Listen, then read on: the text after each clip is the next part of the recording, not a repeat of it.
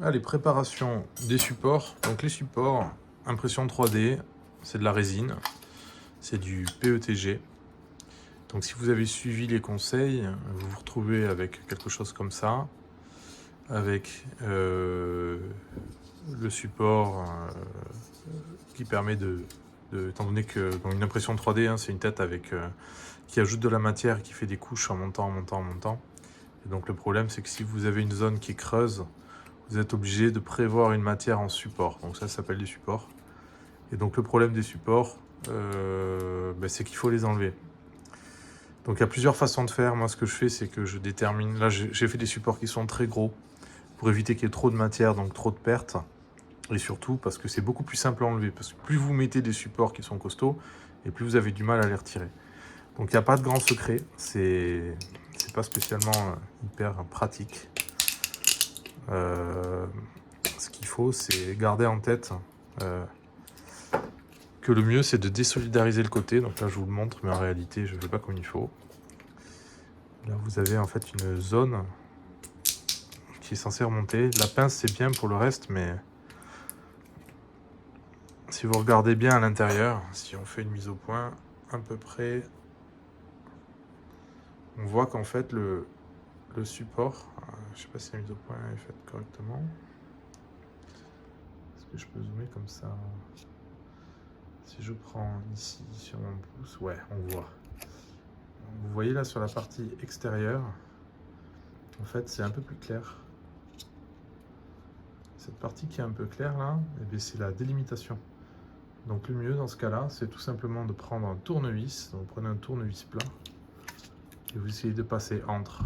Alors je vais reprendre un peu de recul parce que sinon j'y vois pas. Je vais vous remettre par là. Voilà. Vous essayez de passer entre.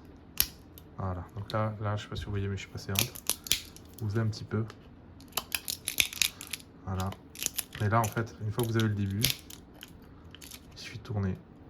Voilà. Pareil. Et ça décroche au fur et à mesure le support.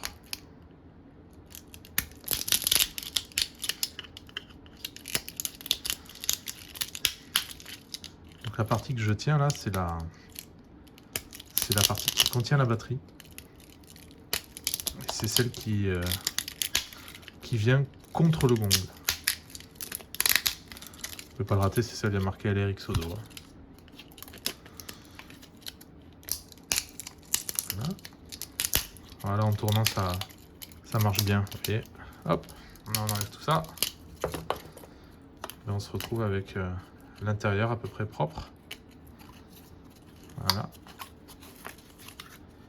Donc là, après, vous avez la batterie qui vient se mettre dedans.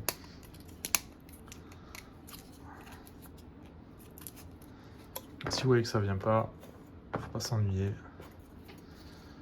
Prenez un petit cutter ou un scalpel. Et enlevez là le surplus. Donc pour ceux qui ont acheté le kit préfet ou tout simplement le kit PETG, vous n'avez pas à faire tout ça. Je l'aurais fait pour vous. Voilà, après il faut mettre un petit coup de papier pensant là pour enlever juste ce qui dépasse, que ça fasse pas de vagues, que ce soit propre. Ah, il y a un petit défaut, hein, ça a été corrigé, mais là j'avais écrit et l'impression n'aime pas trop, c'est trop fin. Il faudrait une imprimante haut de gamme, chose que nous n'avons pas ici.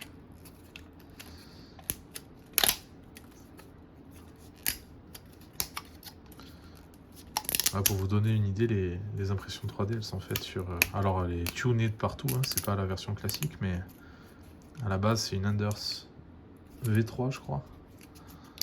Si vous souhaitez vous lancer dans l'impression 3D, c'est pas mal. C'est pas mal parce qu'en fait, c'est suffisant pour faire le minimum. Par contre, ça vous permet pas, si vous ne faites pas d'amélioration sur l'imprimante, d'être précis sur des matières un peu compliquées. Donc, en gros, par exemple, l'ABS, le TPU, etc. Ça n'aime pas trop. Et puis les remises à zéro, c'est compliqué. Ça a tendance à faire des... Comment ils appellent ça déjà? Des filaments en fait, hein, qui sont assez chiants à nettoyer. Voilà, donc là, lui, il s'est enlevé très bien, vous voyez. Et ça, c'est pas mal. Alors là, il va falloir nettoyer, là aussi. Et alors là, je regarde, je sais plus. Non, c'est normal. C'est moi qui me suis planté. Ouais, non, c'est bon. Je vais prendre une carte et je vais vous montrer.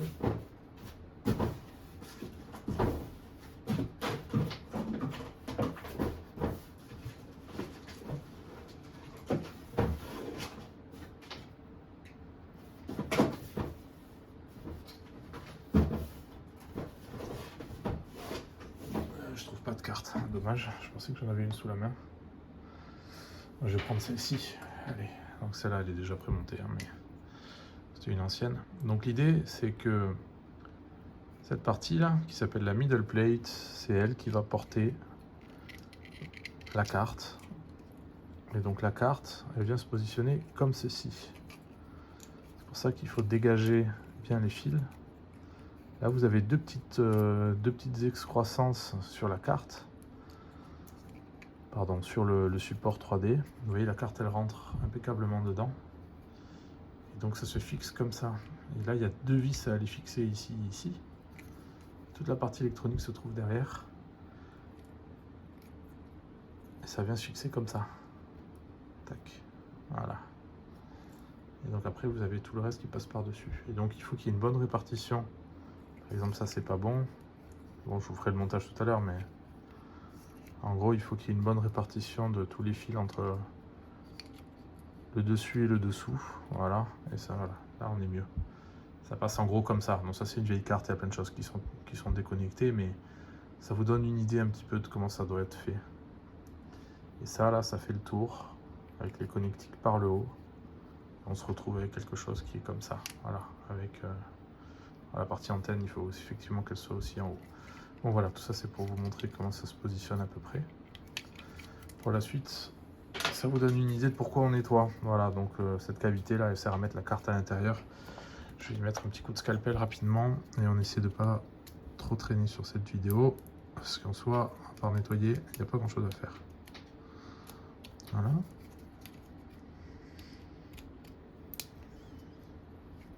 Ah oui, si, il y a quelque chose en plus à dire.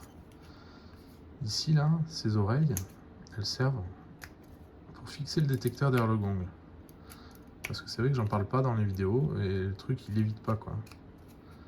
Il est fixé avec des sangles.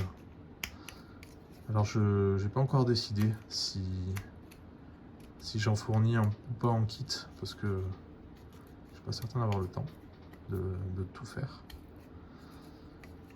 Mais bon, à mon avis, je ferai des kits qui seront presque finis. Et dans les kits presque finis, ce que je vais appeler le kit full, vous n'aurez pas grand chose à faire à part connecter la batterie, quoi. Mais bon, vu que c'est vous qui connectez la batterie, ça va du do it yourself. Vous finissez l'assemblage, c'est votre problème. Si jamais il y a quoi que ce soit, c'est vous qui l'avez monté, c'est votre problème. La grande histoire là, c'est que c'est du do it yourself et pas un projet final. Aussi pour une autre raison, c'est que on peut pas vendre quelque chose qui n'est pas CE. Ça, c'est impossible de le rendre CE. C'est trop compliqué, c'est trop long. Il faudrait franchement pas loin d'1 million d'euros pour faire le truc propre. Faire les moules et tout, c'est un enfer. J'ai pas le temps. Et c'était pas l'objectif non plus, forcément au départ. Ce qui est intéressant là-dedans, c'est toute la partie gestion avec les logiciels. Ça, pour le coup, c'est plus proche de mon métier. Et donc forcément, c'est sur ça que je me suis concentré. La partie purement monter la boîte, ça m'intéresse pas. Donc on a laissé tomber ça et on s'est concentré sur la partie communauté. Parce que du coup, ça ressemble plus à l'idéal de demain. Donc là, j'ai fait une connerie parce que ça, je l'ai cassé, mais j'en aurais bien eu besoin pour fixer. Alors c'est pas obligatoire, hein, donc je vais l'enlever, mais c'est quand même mieux si vous arrivez à le garder sans le casser. On va peut-être le renforcer un petit peu plus. Là en fait c'est le gyroscope qui va se mettre ici. Et du coup s'il y a un support derrière, c'est mieux pour le coller. Mais là vous pouvez mettre un filet de colle, ça tient pareil. À partir du moment où il y a de l'accroche, ça va. On renforcera ça plus tard, c'est pas grave. Hop. Donc on a fait la partie supérieure, enfin, la middle plate, on a fait la bottom plate, et donc il nous reste la top plate. On va mettre ça par là. Alors la top plate. Top plate c'est pareil que tout à l'heure. Là il y a un liseré sur le contour, là si vous regardez bien en transparence, il y a un endroit où vous pouvez glisser un tournevis à l'intérieur. On va faire ça, hop. On dégage un petit bout, et ensuite on tourne.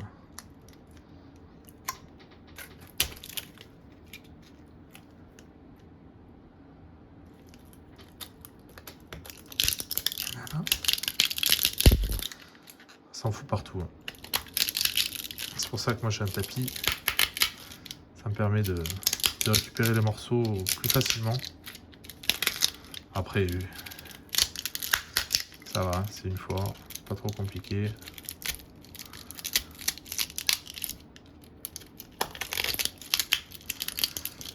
Dites-vous bien que j'en ai passé des bobines avant d'arriver à un design comme ça. J'ai mis quelques photos déjà, mais ça s'est pas fait tout seul. Hein. Donc ça, je l'ai fait un paquet de fois, et même si là, ça paraît un peu long à faire, là, vous êtes déjà sur un truc qui... Voilà, vous voyez, le tirer, ça part, quoi. Ça a été un minimum travaillé pour que ça se passe bien. Hop.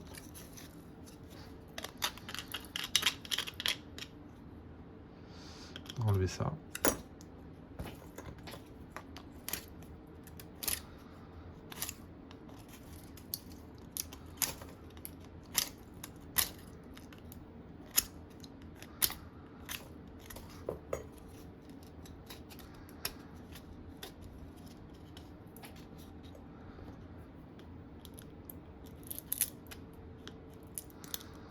Alors, voilà. Ça, faut quand même faire vachement gaffe. En gros, c'est ici qu'on vient mettre dans cette partie, qu'on vient mettre le système de charge. Donc la carte qui vient charger, elle va se mettre là. Faites attention quand même parce que je sais pas si vous voyez, mais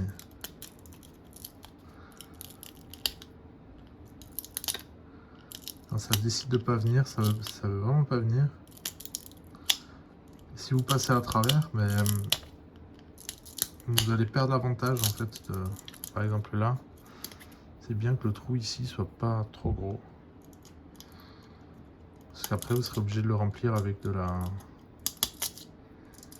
la colle chaude ou de la résine, comme vous voulez, mais le but c'est quand même de pas en mettre trop.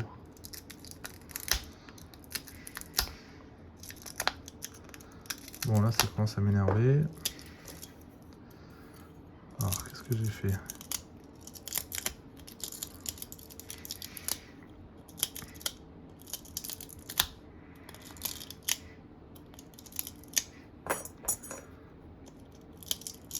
Oui, en fait j'aurais dû passer avec cette petite pince de suite. Ça aurait été beaucoup plus simple. Voilà.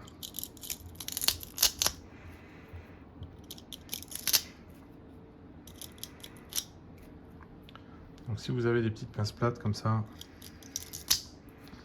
voilà. C'est vraiment mieux.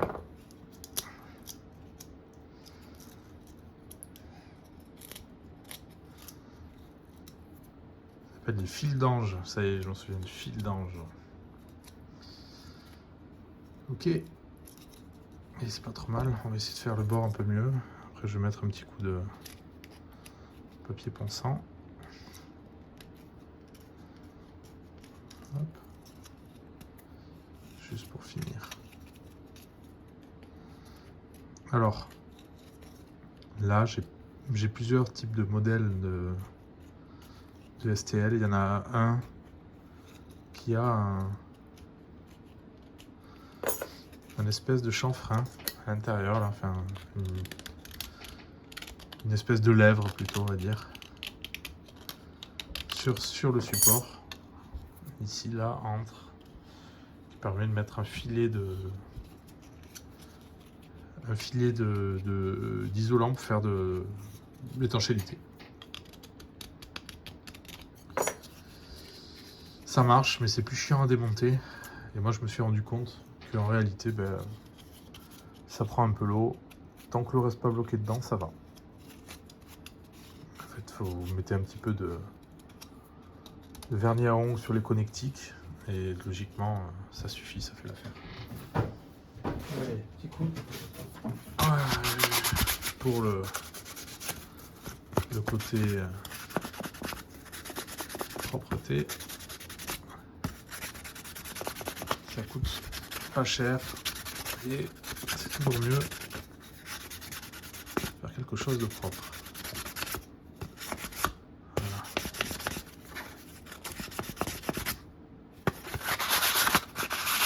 Alors, normalement tout ça c'est de niveau, hein, je ne vais pas bien vous embêter. C'est juste pour le... Hop. Voilà. Ok, là, ça c'est bon.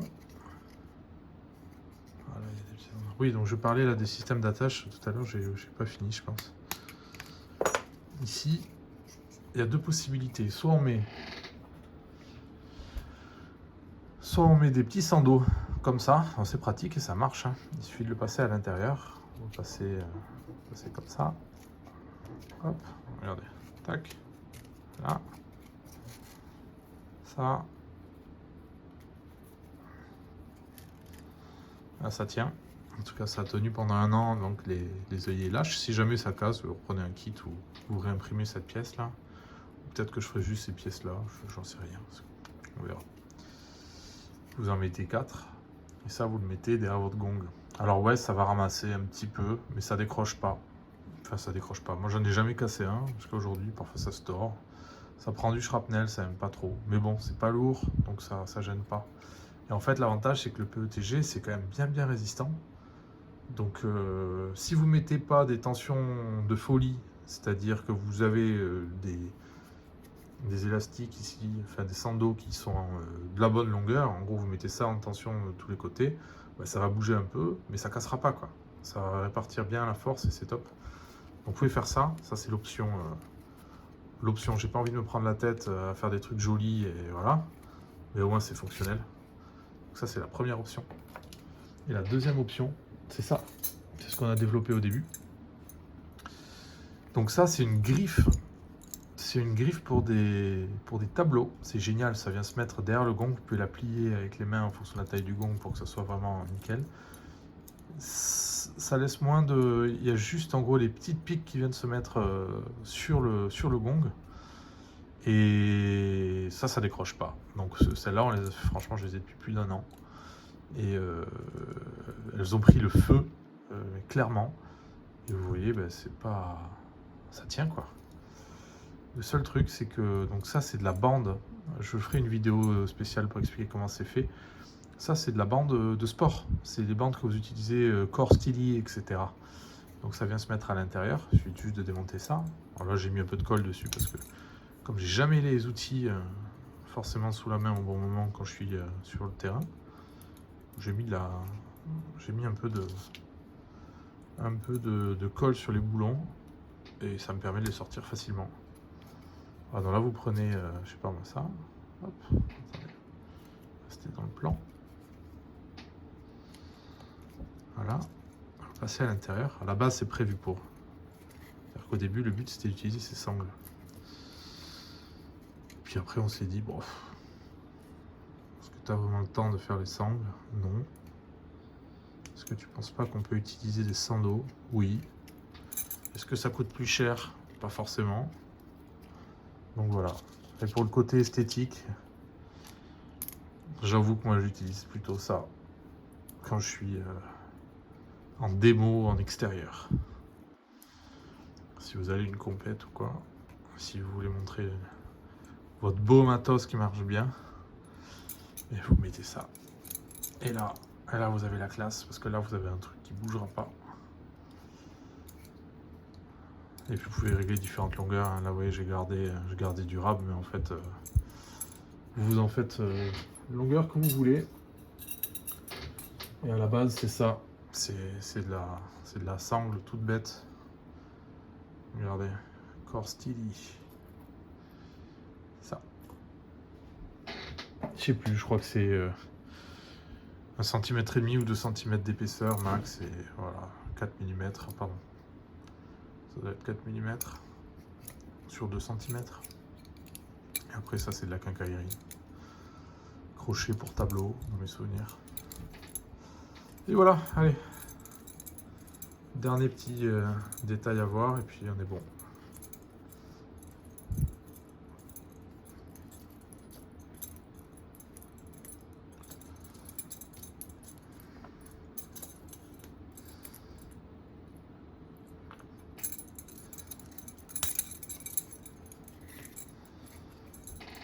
Voilà.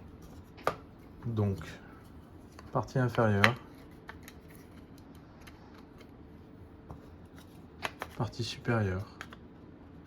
Alors là je ne l'ai pas encore fait mais il faudra le faire prochainement. Je pense que avant de vous mettre les STL je le ferai.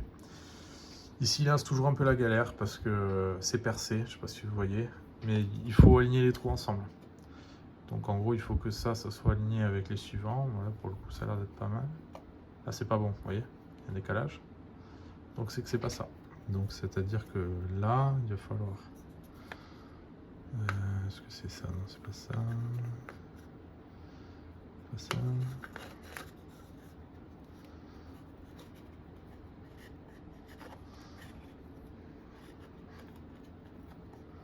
Voilà. C'est pas forcément extrêmement limpide à mettre en place, donc je vais faire des repères.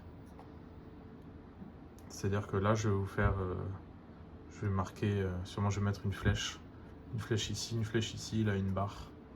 Comme ça, vous avez juste à tourner, paf, mettez la flèche, la barre, et vous êtes bon. Et puis vous n'avez plus qu'à passer, vous passez après ça. Hop, à l'intérieur. On est verrouillé l'ensemble. Voilà, il faut que je refasse les... Il faut que je perce pour que ce... Enfin, percer, non, j'ai pas besoin, mais vous voyez, c'est pas... Il faut nettoyer ça. Et puis vous êtes bon. Et on fera l'assemblage final des différents composants juste après. Allez, à tout à l'heure.